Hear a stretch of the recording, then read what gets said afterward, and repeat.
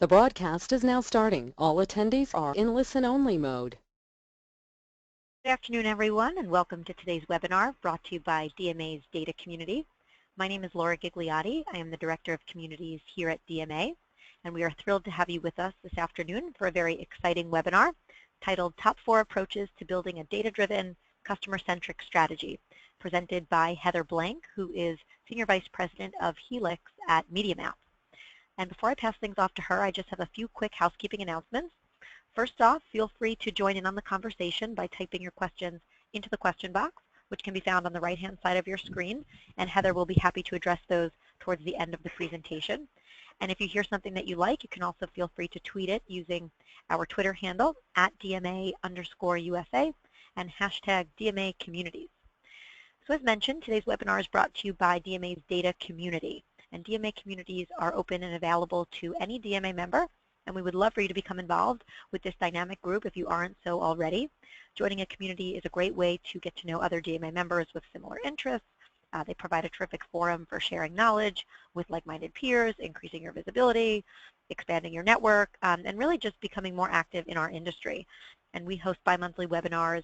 We also have a dedicated resources page on our site where you can find DMA courses and articles that focus on data-driven marketing success. And we'll also have a presence at this year's DMA annual conference and I'll be happy to share more information about a data community breakfast that we'll be having in my follow-up note. So as you can see, lots of exciting things happening with this group. Please feel free to check out our site, thedma.org/datacommunity, to learn more and get involved. And I will be sending a follow-up note either later today or tomorrow with a recording of the presentation, and you'll also have my contact details in case you have any questions at all. Okay, so with that, I'm going to pass things off to our speaker, Heather Blank. Thanks, Laura. Totally appreciate it and appreciate the opportunity to talk to everybody today. So as Laura said, my name is Heather Blank. I head up the Helix group at MediaMath. That's our proprietary data business. I feel like I've been doing this for way too long now. I have over 20 years digital marketing experience in ad tech, email marketing, and CRM database marketing. The good news is even after 20 years, it's still evolving and changing, so keeps us all interested, as I'm sure you guys all know.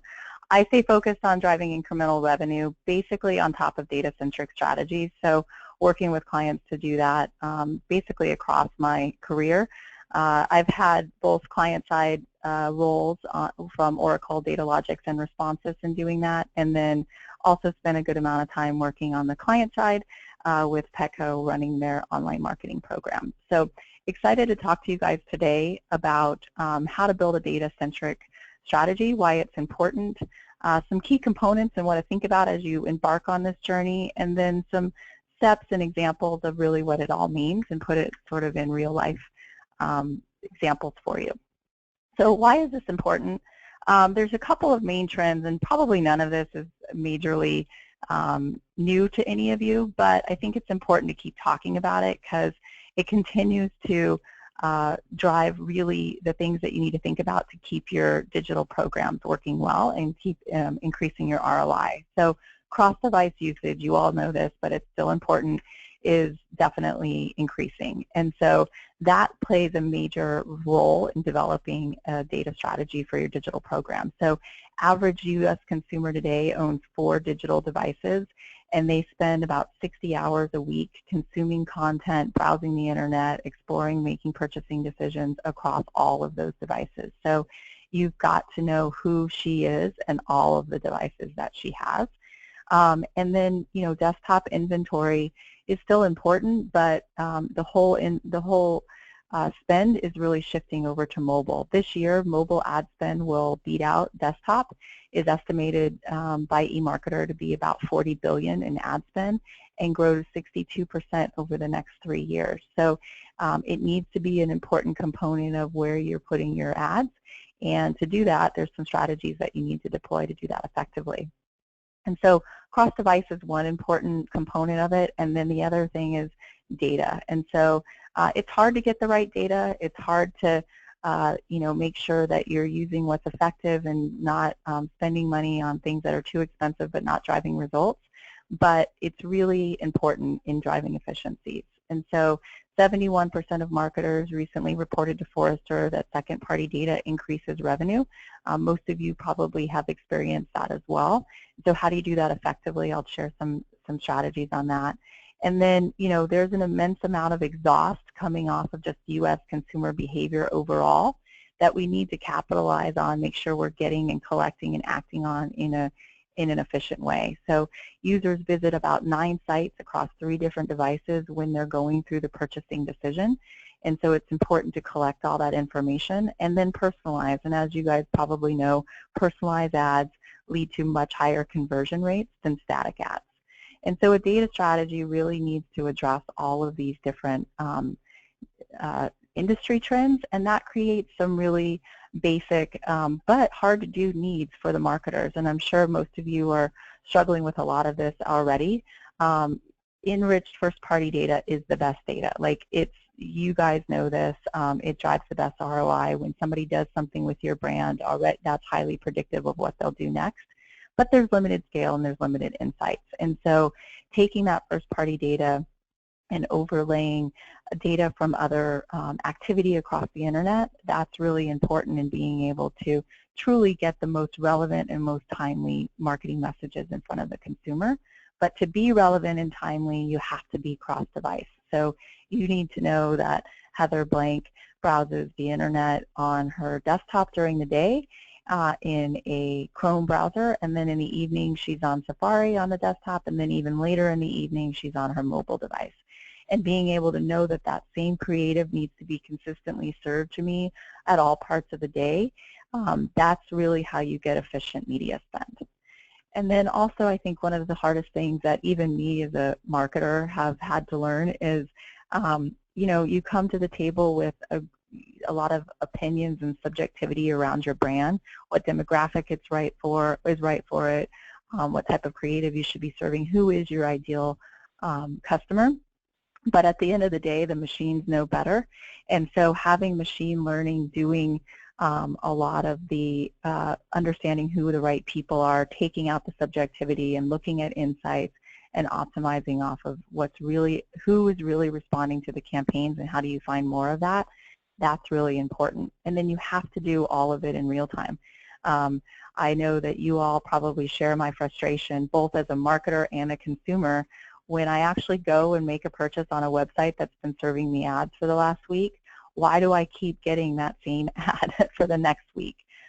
It's annoying as a consumer, and it's frustrating as a marketer at all the wasted money that's being spent on continuing to serve an ad when I've already converted. And so real time and making sure, A, you react to predictive behavior, and B, you suppress when they've done what you want, that's really critical as well in making sure that you have an effective media spend.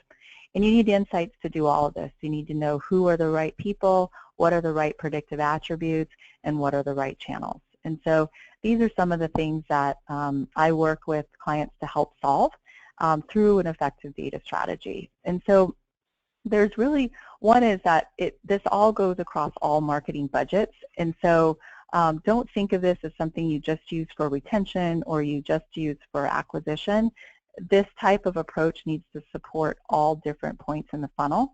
And I really think about it in 3 ways. There's customer acquisition, which is where you're focused on acquiring qualified new customers. So that means these are people that long-term have the opportunity and the likelihood to engage with your brand for the long term. They're not one-and-done folks.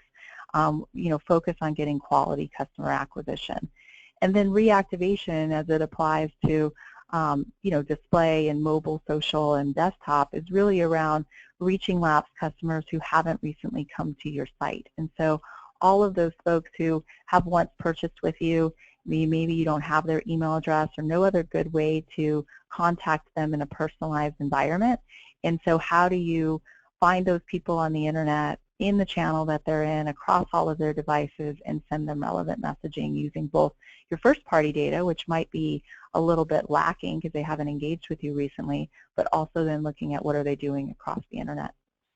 And then lastly is remarketing. So applying the same data strategy and techniques to those folks that have come to your site recently, but look to quickly convert them to reduce your ad spend. and target those users based on what they're doing in real time, both with you and then also across the internet.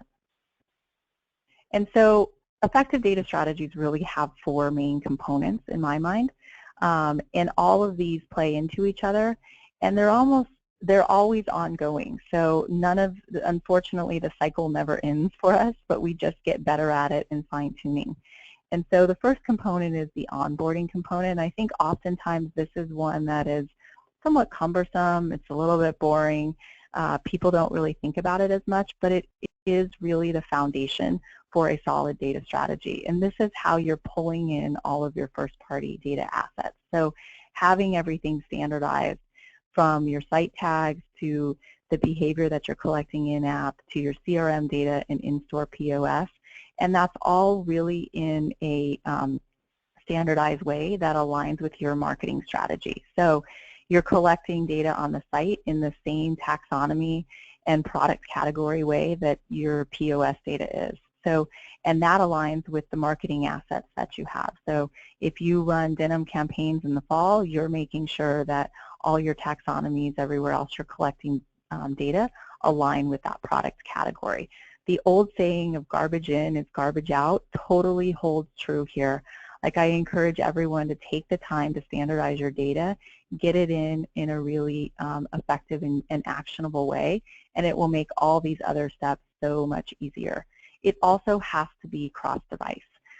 So not only do you need to know what they're doing in a standardized way, but you must be deploying techniques to make sure you recognize who these people are across all of their devices. And that's a use case I'll speak about more in a few minutes.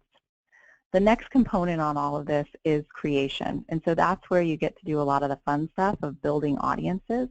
But the one thing that we really work with clients on in this area is making sure that all of this is deterministic. And so you're building audiences based off of observed behavior of known users. And so that really ensures higher accuracy, better relevancy, and increased response rates.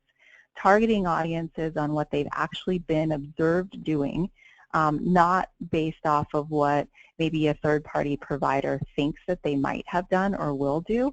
And so you want to make sure you select providers that have data that is actually observed in recent time period. And that will help to definitely give you more relevant messaging, make it more real-time, and drive down response rates. The next step or component is really activate. So you've collected all your data, you've got it in a way that you can easily build segments based on the marketing promotions that you do, and now you need to get it out into the ecosystem and be able to target those folks effectively. And this really is important in looking at real time. I feel like we've been saying real time for almost 20 years now, and it's hard to do, especially in the world of display. But it's really important to try and get there and work with your providers to be able to activate and react to the needs of your consumer at the speed in which she's moving across the internet, across all of the devices. So you need to know right away what she's doing, both with you and everywhere else, to be able to target her immediately, version creative. And you really can't be waiting for ID syncs, segment population, some of the general challenges that I think a lot of you often struggle with. It needs to be that your segments are always on, always activated, and ready to go in the ecosystem. And so I'll talk about some examples of how clients have done that and what sort of results they've seen. Lastly is understanding, which is really the insights and reporting component of effective data strategies. This, everybody has reports that they're looking at. They've got the standard KPIs and lists, but this is about really moving past just basic reporting and getting into insights. And that is really needing a true data strategy that goes beyond just those basic KPIs and understanding not just like, what do I know about my converters, but which of those attributes were most predictive. And so that's one thing, is understanding not just the profile of users and who converted and who worked well in that campaign that you just recently ran, but which of those are most important for next time.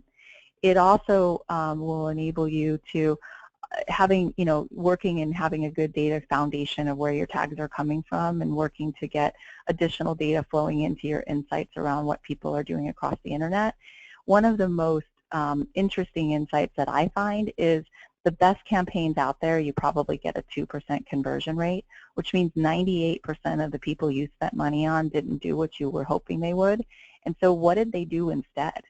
And understanding where did they go, what did they buy, what devices were they on, that can help you optimize for campaigns in the future. And so just getting a little bit more advanced in the insights can really help in optimizing future campaigns. And I'll share some of those reports in a minute. So how do you do this? It's not hard, it's not easy, I'll say that, but tried to break it down to a couple of, I don't know if I would say quick wins, but basic things that I would encourage all of you to do that can help drive some really good results as a step one or a phase one. So first off is definitely driving higher media efficiencies with cross-device identity. I'll share exactly what that looks like and how to do it in a minute. But if you want to lower your ROI, I think one of the easiest ways to do that is start building a cross-device identity for your campaigns, and being able to do that is important. The next one is around, just reducing response rates with real-time segmentation. So share some examples of some always-on campaigns and how to think about really reacting quickly and efficiently to user behavior, both on your site and externally, and then being able to move people into different campaigns at the speed in which they're engaging with your brand or at the speed in which they're in the buying decision. Like I said, I'll show some reports that I find most helpful in lowering CPAs and how you can use those to plan future campaigns, or even share some reports that I've seen and used to how you can simulate response and lower in-flight campaigns as well. And then lastly, it's more expensive, but it's something that everybody's got to do, and that is new customer acquisition. And so what types of data are most important there, and what should you be using? I'll share some examples on that.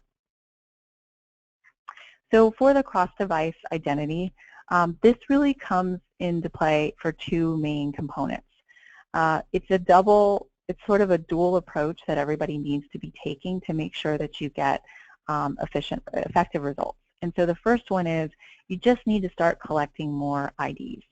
And that's hard, but but you can do it.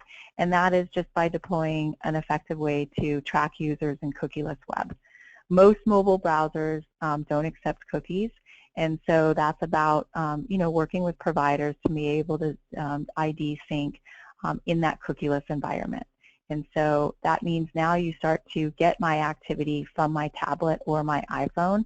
You also be able to recognize me in your app or in other apps. And so that's just generally building up more IDs and collecting more information, still in an unknown format. So think of those sort of as orphaned IDs that are collecting information.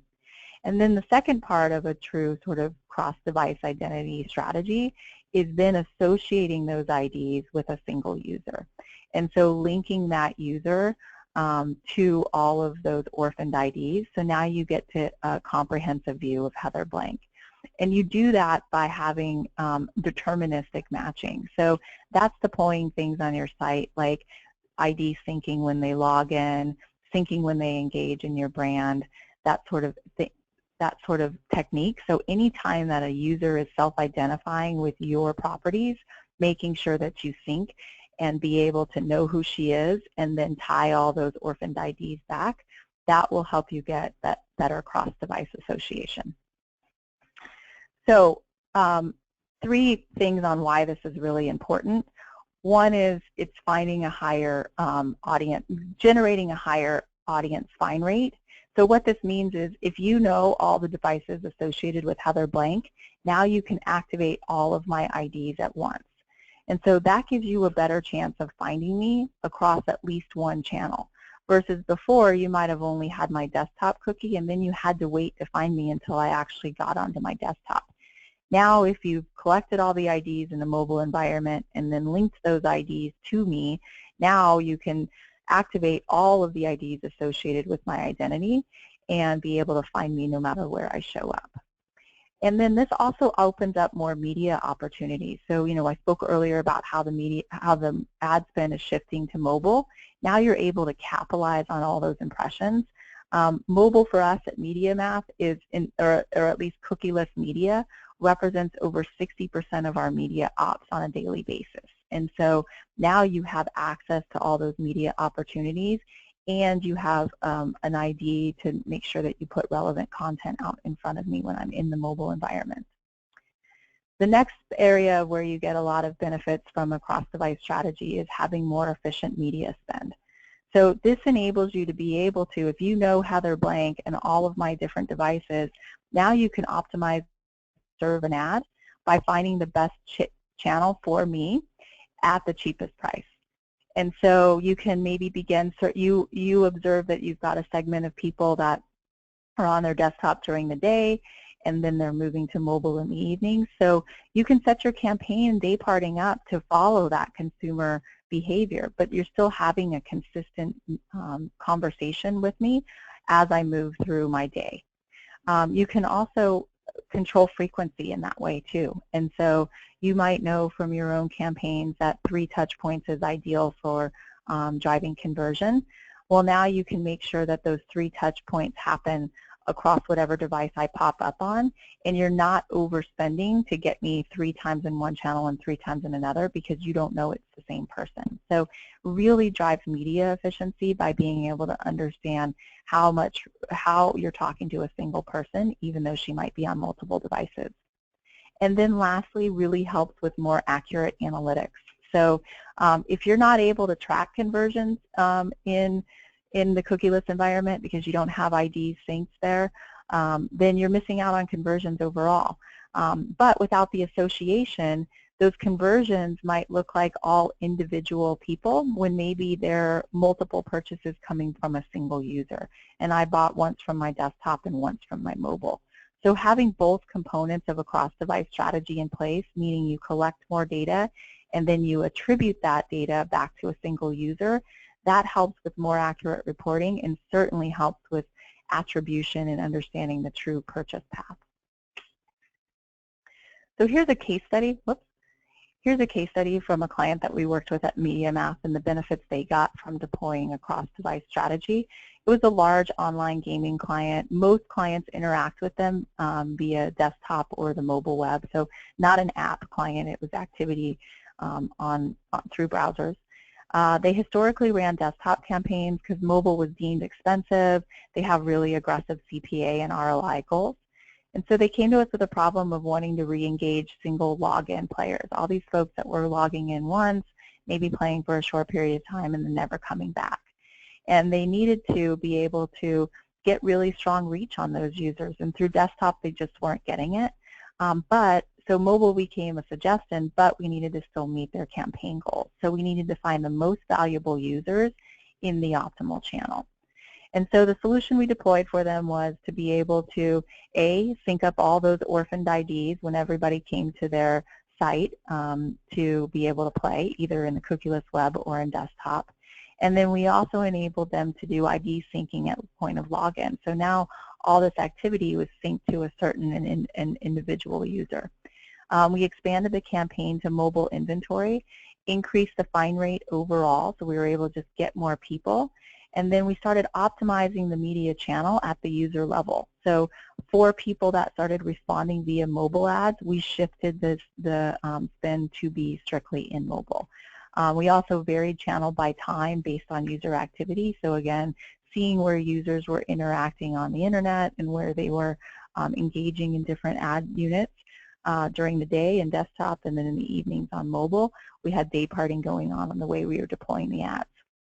So what we found is for those users that we were able to find and target on multiple devices, they had double the response rate compared to single device users. So those cross-device users represented 24% of the conversions, despite only representing like 12% of the impressions. And so much more efficient, much higher response rates, and much lower CPM costs, even though they were adding in the mobile channel and a more expensive channel. And so the cross-device users overall generated 17% 50% more revenue than the single device users. And so this client was really able to, A, get in front of more people, and B, drive down CPA and drive up ROI by just being able to start to target and optimize their campaigns to a single user across multiple devices. So the next strategy that I wanted to talk about was how to do real-time segmentation and what that looks like and how it can help drive higher response rates. So this is really about, like I said earlier, moving at the pace of your consumer. This helps you ensure highly relevant content. It's the old saying, it sounds tiring, but it's really still what works, the right message at the right time to the right person. And to do that, you must coordinate 3 different things. The first one is first-party data triggers in real time. So what they're doing on your site in real time needs to be considered always in your campaigns. And so this is about when they abandon, immediately you're serving ads to them. It's also about using this on suppression side. So when they purchase, it's about suppressing them so you stop wasting money on them during this cycle. And so making sure that those segments populate immediately. You don't wait for batch loads or wait for ID syncing and all of that. You need to move at her speed. You also need to have access to third-party activity in real time. And so what is she doing outside of your website right now? And as she does something that triggers some other stage or some other type of engagement that you want to do, you need to be able to act on that right away. And then the last thing to consider is how is she engaging in the media? Again, if she's showing up on desktop at one part of the day and mobile at another, or if she's responding in one type of channel, then it's about adjusting your creative and where you're sending and displaying that campaign to her. And so all 3 of these things and the data you can collect when she and exactly when she does it all inform what creative you send her, when you deliver it, and where you deliver it, and then also your bid strategy. And so there might be certain elements in here that are indicative of having higher value to you or becoming a higher value user.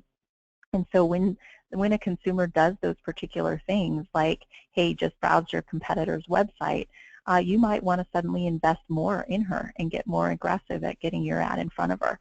And so it can also inform bid strategy. So here's an example of what that looks like. And I've worked in email for a really long time, and so I initially was looking at this and learning about how we were working with clients, and I was like, oh my gosh, this looks like a triggered email program. And essentially it kind of is. It's about enabling the same type of practices that have been so successful in email around triggering in real time and doing that in display now. And so think about this as various different stages where various different data triggers come in, and at each of these there is an always-on campaign ready to run, and when somebody qualifies they get it immediately. And so, you know, in stage 1 you're looking more at the prospecting stage, so somebody's never been to your site but shows up in a third-party audience around being a footwear enthusiast. You're going to start sending her branding campaigns with talking about footwear, all your different types of footwear, but also introducing possibly new categories that you have available too. But when that user immediately does something that triggers them to move to stage 2, and all of this is, you know, at your discretion of what you know works best, but these are examples of what might indicate, you know, progressing in aggressiveness of messaging or aggressiveness of spend and investment. But let's say she purchases from a competitive site and purchases competitive products. Or maybe she's sort of topped out on the amount of ads that you know are relevant for her from that branding campaign. And so you've already served her 4 prospecting ads within 5 days on any device that we've seen her on, and she hasn't responded. So either of these is sort of moving her to the need for more aggressive messaging. And so here now, when the users click into these segments, it shifts over to event promotion creative. And now you're sending her a more aggressive discount or promotionally based campaign. And now she's come to your site and browsing your site, and you know that she spends over $100 a year on shoes across the internet. Or maybe she saw a lot of 2 more ads, stage 2 ads on her phone within the last 24 hours. And so now you want to get even more aggressive and more relevant. So you're populating creative based off the product category that you know she spends in and what she's browsed on your site. And then she comes to your site, she puts some things in your cart, and she abandons. And say, or maybe she's used an in-app store locator, so the assumption is she's gone to the store, but she hasn't bought. And so this instantly starts to generate an even more aggressive campaign around loyalty program and sharing the benefits there. And so really encouraging you guys to think about what kind of data do you need, and what type of data, and how would you react to that data in setting up these always-on campaigns that have real-time collection of data and then can, in an automated machine way, without you guys having to touch it, start to move people through the purchasing funnel with different staged-out display campaigns. The next one is really talking about observed behavior, and that really, I think, is the best type of data when you talk about prospecting. So, you know, at the end of the day, remarketing and reactivation are your most efficient means of campaigns on the internet, but you got to keep filling the top of the funnel to keep your business going. And so, need to be able to invest in prospecting, but not all data is created equal. So really looking at what type of data works best for you. And what we found is what works best is targeting based off what users have done. That marketing 101, you guys all know this, you're direct marketers, the best thing that predicts future behavior is what they've done in the past. Not what we think they have done or what we think they will do, but what have we actually observed. And having that data at scale. You have that today on your first-party data. Everybody leverages that. You should be leveraging that. But that's a small slice of my wallet share and what I'm doing on the internet and where I'm spending my money. So being able to look at exactly where people went on the internet in 7 days, exactly what they purchased, looking at that information and targeting based off of observed behavior and building your segmentation rules based off of that, that is really key in driving efficient prospecting. And then what we see works less is predictive-based segments. So static segments that are really based off of modeled out what we think people will do. And so there's a lot of this out there, and I think that's a main reason why third-party data gets such a bad rap, to be honest, in that a lot of those segments are just modeled out. And so they're not actually people doing what they're labeled as, you know, shoe enthusiasts or soccer moms. They haven't done anything. They just fit a predictive model that makes them look like they should. And so really trying to focus on collecting and working and getting access to third-party data that's more observed. Demographic and lifestyle segments, I'm still continually amazed at how much this is used because it's just so vague. And when you look at different insights, it's never predictive. And so really trying to shift your overall data strategy away from demographic and lifestyle and get access to what user behavior is predictive and then target more people with that observed behavior. Contextual advertising as well. It's certainly better because it's at least getting at observed behavior, meaning that somebody's on the internet looking at something that you find ties in with your brand. But it still just is not working, doesn't work as well in the studies that we've done based off of what observed behavior does. So we recently did at MediaMath a really big test on this across all of our clients to really truly understand what types of third-party data work best. And observed behavior drove a 20% higher ROI than contextual, demographic, or predictive-based segments. And so the only thing that beat out just basic observed behavior was lookalikes. But those lookalikes only from providers that had observed behavior were beating. And so just encourage you all to make sure that you're picking the right amount of data. If you've sworn off third-party data because it hasn't worked for you, try and shift to working with more observed behavior providers because I think you'll see better results in that area versus demographic or predictive segments. Lastly is really looking at the advanced analytics overall and what type of insights you can get. And so I just wanted to share a couple of reports that I think have been really useful for clients, and I've seen them really be able to lower their CPAs by using these types of insights. It's really about 3 different types of objectives on what types of insights to use. So one is media planning, like who should you target overall? And in the past, most marketers have looked at, attributes based off of consumers, what are the demographics, what are the psychographics, maybe a little bit around what their interests are, but just saying, okay, here's my customers, here's their attributes, I need to go do more of that. But now I think really an effective data strategy, you have such a better opportunity to get smarter about this. And this is really about understanding which of those attributes were most predictive for conversion. So just because you targeted a lot of people with a particular attribute doesn't mean that, and they happen to convert, doesn't mean that that's the best attribute that will predict response. And so really sort of shifting your insights to be focused on prediction as opposed to just what do these people look like. And I'll share an example of that in a minute. The next one is campaign optimization. So campaigns in flight, how do you lower your CPA? What do you do now instead of waiting a long time for all of the reports to come back? And so really moving to get real-time simulations during the campaign to see what segments are driving response and making those adjustments immediately to your targeting strategies. And then last is device targeting. I talked a lot about this already. Historically, marketers evaluate performance by channel, but if you have a cross-device strategy in place, then it's about shifting your insights to evaluate performance in an omni-channel way across the user level view.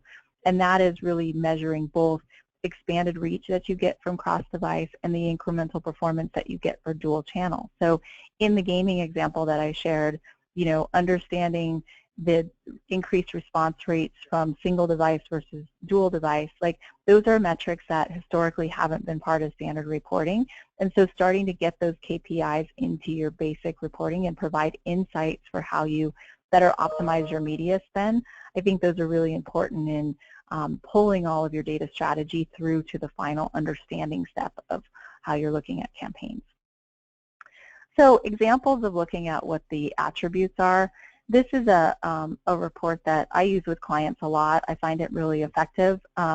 You can see the attributes are bucketed by transactional, web browsing, or behavioral attributes. The length of the line indicates sort of the size or the amount of people that had that attribute in the group that we're analyzing here. And then the color of the line indicates if that attribute was predictive or not. And so here we're looking at, for an apparel retailer, multi-channel apparel retailer, we're looking at all the people that purchased on their site within 30 days. And so when we look at all the people that were on their site and bought, a high percentage of them actually had previously visited travel websites, which actually makes sense because they're resort wear retailer. However, that activity alone was only made people 9.7% more likely. They had bought apparel recently, but that was only 66% more likely to buy. And so when you start looking at areas where you get the most highly predictive attributes, such as mid-affluent purchasers, these guys, very low amount of people who had been on their site in this 30-day time period, but these guys had the highest predictability for response to buy. And so this is what I'm saying is like, okay, looking at not just the attributes of who came to my site the most and then targeting off of this, but actually saying, you know what, these guys weren't that much, but if I could find more of them, they would be more predictive and they would be more likely to respond. And then taking out people that have recently bought luxury cars, so people buying actually higher end items was off the charts more likely to respond here. I'm not even going to try and look at what that number is, but it's high, multiple digits. And so here I think is the type of analysis that I would just sort of start to encourage you with a good data strategy, pulling in and shifting the way you target and think about your consumers. And it's not about just what they all look like, but which of them are the best for you. Young apparel is certainly better than just apparel in general, although not a lot of people were already coming to their site under that category. And then along the lines of, improving your campaign in flight, I encourage you guys to start, thinking about how you can work with your DSPs and other providers to get this type of information. And this is something we use at MediaMath that I find really helpful, in, okay, you run a campaign, you've got something going for 14 days, but it's a 30-day or 60-day campaign. How do you get better right now? And so being able to simulate out and say, you know what, had I served this ad to different people, what would they have bought? And so that is what this report is showing. So here you can see in the top graphic, you've got, you've got the campaign average was a conversion of 0.11%. But you can see, you know what, if you had targeted people that were recent purchasers within the last 2 days, those guys would have converted at 0.45%. So 4% lift over the average campaign conversion rate right now. And so you can begin to start to, in flight, really start to shift your targeting strategies and say, you know what, let's remove segment A and instead apply segment B. And so I think that's just really helpful in making sure that you know, you optimize your ROI, not just waiting till the end.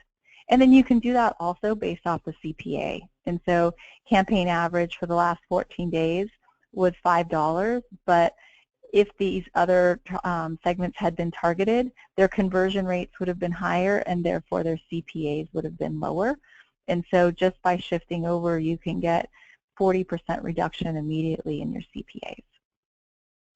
And so, you know, take the reporting a little bit further, look at how you can be more predictive with simulating response and determining what is the best attributes to start targeting in the future, and then getting your cross-device metrics in place. I think those are really important in that understanding component of an effective data strategy. So just to close, just wanted to also let you guys know about the new Marketing Institute that we have at MediaMath.